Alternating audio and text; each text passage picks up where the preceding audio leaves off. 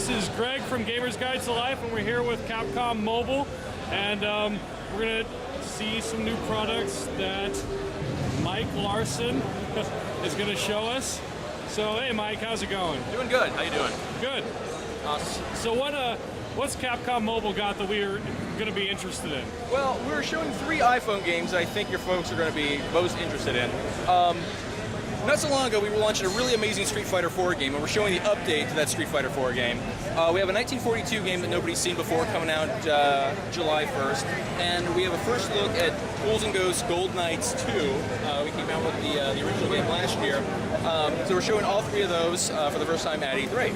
So we're going to go right into Street Fighter 4, and I assume that most folks will probably be familiar with 1, the game, or 2, the very recent iPhone game. So I will just basically get to what's kind of new in this new build. And this new build will be out by the end of the month. We've been promising these characters for a while. Zangief and Cammy. Folks have been asking for them. They want to know when it's coming out. So I can definitively say, to a certain degree, that it will be coming out by the end of June. Yeah, that by the end of June, we'll be playing Street Fighter 4 Mobile. Well, it's out now. Oh, what was that? The update? The update featuring Cammy, the free update featuring Cammy and Zangief. Cammy and Zangief. Sorry about that, guys. Cammy and Zangief coming out soon. So, I went into solo mode, but also there's a multiplayer mode where you can play head-to-head over Bluetooth. Okay.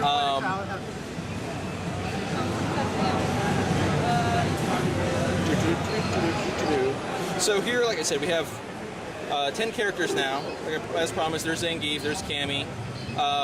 Abel from Street Fighter 4. A lot of these are more classic characters because we kind of figured that that's what people are going to want to see out of the gate. Let me just show off Zangief a little bit. I will admit that I completely bite at this character, but no one's going to judge you here. They will. They will. It's a safe place. And they should judge me because I work for Capcom and I can't play Zangief. I don't think many people can, he's kind of a special character. He's not easy. He takes a certain personality. Russian and large. That's right. So we have a simplified command list. And again, I think most folks are probably familiar with this by now. But, special moves, ultimates, robust command system, but simplified obviously for the iPhone because, you don't have buttons. Yeah. D-pad, obviously, punch, kick, focus attack. I'm just eating it right now. This is the SP move assist button, which I'm not sure if it's not enabled, but what it does is it allows you to basically hit that super. Yeah. Hit that special with just a tap. Huh. That's interesting. And then if you hit the button, it accidentally goes out of the game. We'll come back to that at the tail end, because... That's okay. That's the problem with mobile a little bit. But it still looks like a great game, especially kind of impressive for... It's a beautiful game, and when you have big thumbs, you actually hit that button sometimes, but it's still a good time. All right, so you hear that. If you're going to be playing mobile games, get thumb surgery. Shave your thumbs down, absolutely. You heard it here first from Capcom. So this is 1942. This is our iPhone game based roughly off of 1942's Dual Strike. I remember that. That was beautiful. We took a lot of the art elements and the gameplay mechanics, put it on iPhone. One thing that is obviously missing is the multiplayer, which is why it's not Dual Strike, it's First Strike. We have 2 control schemes. We have touch and tilt. The tilt basically just uses the accelerometer, so you just kind of move it hither and fro. I like the touch mode where you can just kind of zip your finger along the screen to control the gameplay. We have 3 different aircraft, inspired by 1942 era aircraft. This is actually inspired by a Japanese prototype aircraft, and Mosquito, which is, I believe, a famous British aircraft. This is your quick but fairly limited shield to aircraft. Did you pick the Venus just now? I picked the Mosquito. The Mosquito, okay. So auto fire is enabled, and you just kind of move around the screen with your fingertip. This is the kind of game where if you're at the bank and you're stuck in line and you just want something to do so you don't go mind-numbingly crazy. I was just thinking this would be the perfect thing to kill a car trip. Yeah, exactly. Well, not if you're driving. That would not be good. Not if you're driving. So... It would be fun until you crash. Yes. Missiles. Bombs, obviously. Beautiful. Thank you. Pickups. There are, I believe, 8 levels or sections, and 4 boss battles. So really just monster aircraft, battleships that are just fairly epic to take down. That in a nutshell is 1942 for iPhone. Awesome. It's a classic brought to life. And finally we have Ghouls and Ghosts. This is very early. It's coming out in August, but you know, in mobile development that's a long time. So there's still a lot left to do on this game, but I'll give you a very basic on it.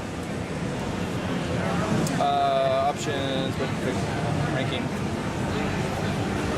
Let's start. So, as always with this series, you can always control Arthur. And Arthur plays pretty much like Arthur always has. He has a lot of weapons, 6 weapons. He's got some good armor. He's got the great heavy armor. For this particular game, you also have Percival, which I accidentally clicked on. You didn't want him? Well, he's a good character. He only has 3 weapons, at least in this build. They're heavier weapons, though. They're one-hit kill weapons. And they're a little bit more melee, although he does have a few ranged weapons, versus Arthur's, which are, you know, more ranged. Weaker, but more ranged. This is the very early cutscene. These cutscenes always struck right to the core of me in Ghouls and Ghosts. I know, they move you, don't you? Yeah.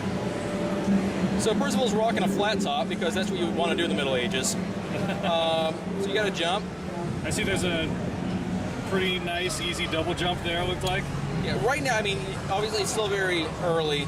Right now, yeah, it's very easy to pull off. What makes this character a little bit different is that he has a really strong charge attack. Nice. Which kind of helps the cause quite a bit. Let me get somebody decent here. Well, it doesn't matter. It's a demo. And that's pretty much a one-hit kill for most things. It takes a little while to recharge. That's a recharge meter. So they both have special moves like the charge? Percival has the charge out of the gate. I think you have to earn that a little bit for Arthur. Oh, okay. So do you earn moves like that throughout the course of the game? Well, the way they balance it is Percival has that move right away.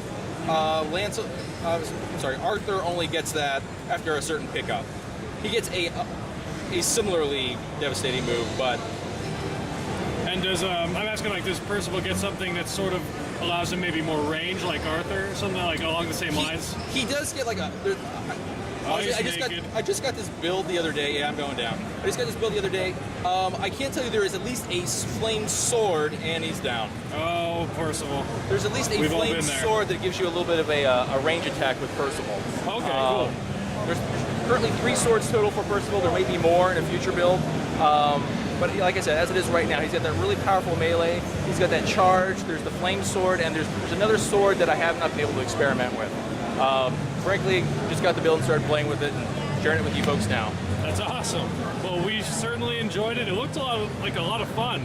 Honestly, it brought me back to my my middle school years playing Ghouls and Ghosts in the basement. So we try to bring that classic Capcom experience and updated it obviously for the iPhone with better graphics and you got to tweak the controls. But yeah, hopefully it's a good time. That's what we're going for. All right, awesome. And could you say one adjective, a positive adjective, to describe GamersGuideToLife.com?